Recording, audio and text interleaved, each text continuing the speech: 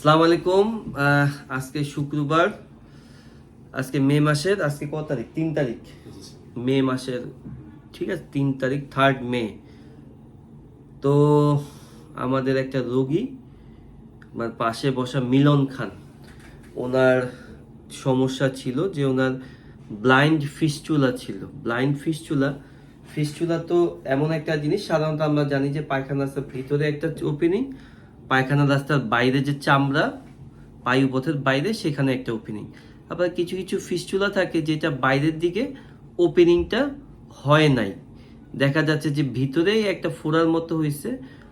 অনেক সময় দেখা যায় যে ওই ফোড়াগুলো বাইরের দিকে ফিল করলে একটু শক্ত কিছু বোঝা যায়, কিন্তু বাইরের দিকে কোনো ওপেনিং ছাড়া ওই ভিতরের দিকেই পুষ্পানিগুলো পায়খানার সাথে পড়ে।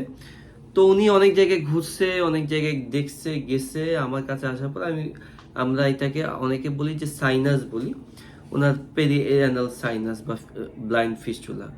তো আমি ওনাকে দেখি, পরে আমরা অপারেশন করি, লেজারের মাধ্যমে আমরা ওই জায়গাটা ওপেন করে দিই, এবং ছোট্ট একটা পলিপ ছিল, পলিপটাও আমরা কেটে দিই। তো আমরা অপারেশন করি তার 28শে ফেব্রুয়ারি। সে আজকে আসছে, ওনার বাড়ি রাজশাহী। উনি শুধু সে রাজশাহী থেকেই তো আসছেন না, সেই যে রাজশাহীর আমাদের পেশেন্ট, সেখান থেকে আসছে আমাদের কাছে। অপারেশন হয়েছিল 28শে ফেব্রুয়ারি, আজকে আমার কাছে আসছে অপারেশন পরে প্রথম। আপনি কি হয়েছিল, কেমন আছেন, সবকিছু সংক্ষেপে বলেন, ঠিক আছে মিলন ভাই? জি, আসসালামু আলাইকুম।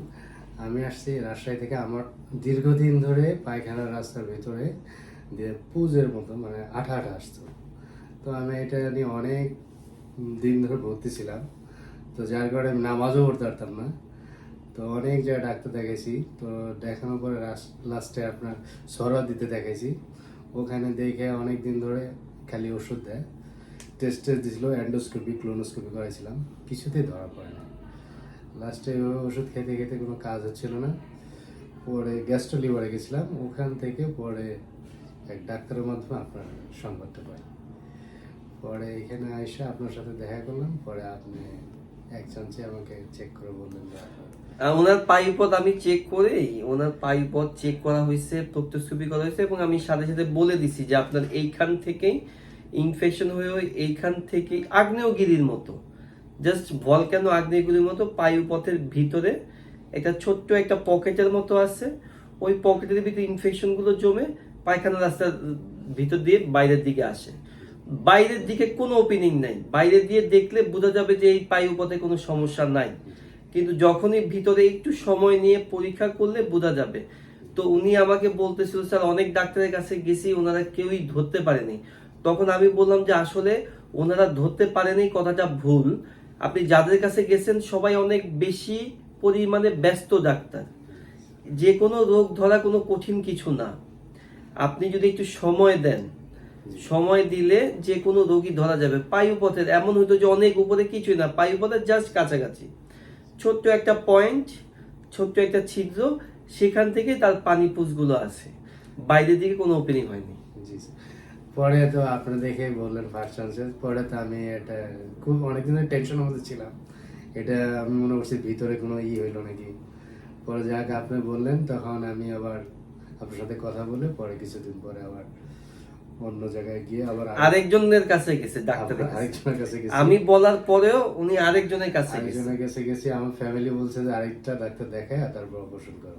তো ওখানে দেখানোর পরে ওনারা বলছে এমআরআই করতে হবে, এমআরআই করাইলাম। ওনারা বলছে যে এমআরআই করার জন্য, আমি কিন্তু এমআরআই করতে বলি, আমি বলছি যে এইটার একটা ফিস্টুলার মতো একটা ওপেনিং আছে। উনি আরেকজনের কাছে গেছে, আমি বলার পরেও উনারা বলছে একটা একটা হলে এমআরআই করেন। তারপরে বলেন স্যার, তারপরে এমআরআই করলাম, করার পরে ওনারা বলতেছে এখানে ফুটা আছে। তখন আমি বললাম যে ডাক্তার তো আমাকে ওই ডাক্তার এক চান্সে বলে দিছে, আর ওনারা কত টেস্ট মেস্ট করায় তারপর বলছে ফুটা আছে। পরে আমি বললাম যে না, তাইলে ওখানে করো। পরে আবার স্যারের কাছে পরে সে আমার কাছে অপারেশন করছে। এখন কেমন আছেন? স্যার এখন আমি ইনশাল্লাহ ভালো আছি। আমিও ওনার পায়ুপথ চেক করছি, অ্যাক্টিভ কোনো কালেকশন যেমন আগে যেমন ছিল পায়ুপথটা সবসময় ভিজা থাকতো, রাইট? জি জি স্যার, আল্লাহর রহমতে এখন ভিজা নেই। এবং আমি আমরা যে অপারেশনটা করছি, অপারেশনের ভিডিও ওনাকে প্রোভাইড করছি। আমরা প্রত্যেকটা পেশেন্টের সার্জারির ভিডিও আমরা প্রোভাইড করি, যে আসলেই কি হয়েছে ভিতরে। কারণ অপারেশনের ভিডিওটা এটা একটা প্রুফ আমি কি কাটছি, আমি কেটে করে মানে আমি কিভাবে করছি অপারেশনটা, কি লেজারে করছি না কিভাবে, এবং ভবিষ্যতের জন্য ওনার জন্য হেল্পফুল। আমার প্রত্যেকের ওইকে আমরা অপারেশনের ভিডিও পাঠিয়ে দিই। জি স্যার, আমি আসলে মানে চিন্তা করতে পারিনি যে এরকম মানে এত তাড়াতাড়ি এবার সুস্থ হয়ে যাব। মানে আমি অনেকদিন ঘোরার পরে মানে লাস্টে আমাকে বলছে ফ্যামিলিতে কবিরাজের কাছে যেতে, হোমিওপ্যাথি গেছি, হোমিওপ্যাথিতে কিছু হয় নাই। পরে যখন আপনার কাছে এই অপারেশন করার পর এখন মোটামুটি ইনশাল্লাহ সুস্থ। তো আল্লাহ রহমতে বিষয়টা হলো, তারা আমি সবসময় একটা কথা বলি যে বিষয়টা হলো যে আপনি যদি সময় দিয়ে বায়ুপথ পরীক্ষা করে দেখেন, তাহলে বেশি কিছু পরীক্ষা নিরীক্ষা করতে হয় না। আমি কিন্তু ওনাকে কোনো পরীক্ষা নিরীক্ষা করতে দিই না। যেগুলো পরীক্ষাই দেন না, এতে এতে অনেকে কনফিউজ হয়ে যায় যে গেলাম পরীক্ষা করতে দেয়নি। যেমন গতকালকে আমার কাছে আমাদের একজন শ্রদ্ধেয় একজন হলো কি বলে যে রিটায়ার্ড আর্মি পার্সন আসছিল। উনি আমার কাছে আসছে, আমি ওনাকে দেখে বললাম যে না আপনি ভালো আছেন, আপনার কোনো অপারেশন টপারেশন কিছুই লাগবে না। পরে উনি আমাকে আরেকটা প্রেসক্রিপশন আর কি দেখালো। গত মাসের 26 বা 27 তারিখে আরেকজন কলেক্টর সার্জনের কাছে গেছে, উনি বলছে যে অপারেশন করতে হবে। তো আমি বললাম যে উনি করতে পারে, বাট আমার কাছে মনে হয় না আপনার অপারেশন করার মতো কিছু আছে। মানুষের মধ্যে একটা ভ্রান্ত একটা ধারণা থাকে যে আমি যদি ডাক্তারের কাছে যাই, বিশেষ করে সার্জারির, গেলেই মনে হয় অপারেশন করবে। কোনো রোগী বলতে পারবে না যে আমার প্রয়োজন ছিল না, তাও আমাকে ডক্টর মাজিদুল ইসলাম অপারেশন করছে। নো।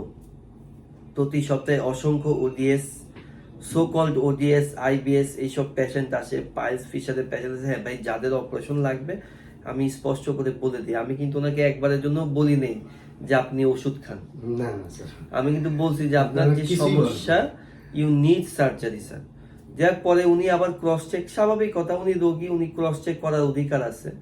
এখন আমি যদি বলি যে আপনার পায়ুপথের মধ্যে ক্যান্সার, আমি আসলে কতটুকু জাজমেন্ট করতে পারছি, আপনি ক্রস চেক করতেই পারেন, এটা নিয়ে অন্যান্য কিছু না। তো উনি ক্রস চেক করে দেখছে, আরেক জায়গায় গেছে ডাক্তারের কাছে, ওই ডাক্তার এমআরআই করতে বলছে, ওই এমআরআই তো ওই সেম আমি যেটা বলছি সেটাই। পরে উনি আলটিমেটলি বলছে যে না, আমার কথা বলছে, উনি আমার কাছে এসে অপারেশন করছে। তবে সবচেয়ে বড় কথা হলো যে আমরা চেষ্টা করি, আমি পাশে চেষ্টা করি সময় দিয়ে পেশেন্টদেরকে দেখার। এতে দেখা যায় কি যে আসলে কষ্ট মানে আমরা কম রোগী দেখার এইটা একটা কারণ যে পেশেন্ট স্যাটিসফ্যাকশন। একটা রোগী এসে যখন বলে যে স্যার অনেকেই আছেন ইউটিউব ফেসবুকে অনেকক্ষণ সুন্দরভাবে কথা বলে, বা দেখা যায় পেশেন্ট খুবই কেয়ারিং, বাস্তবে এমন হয় যে 1-2 মিনিটেরও কথা বলে না বা সময় পায় না।